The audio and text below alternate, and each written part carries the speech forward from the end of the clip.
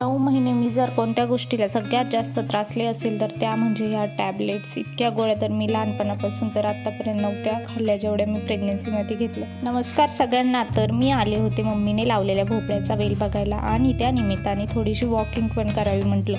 तर बाहेरचं वातावरण खूप छान होतं. थंडगार हवा सुटलेली होती. निसर्गरम्य वातावरण बघत बघत मस्त थोडा वेळ वॉक केला.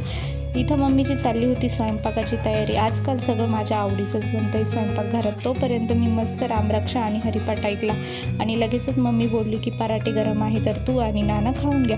मग काय मी आणि नानांनी एकत्र गरम गरम पराठे खाल्ले. ही आहे माझ्या न आवडीची गोष्ट म्हणजे टॅबलेट्स. पण काय करणार, खाव्या तर लागणारच.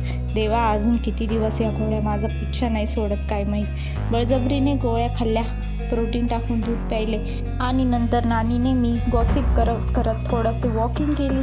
असा होता माझा आजचा दिवस. चला भेटूया नेक्स्ट व्लॉगमध्ये. Bye bye.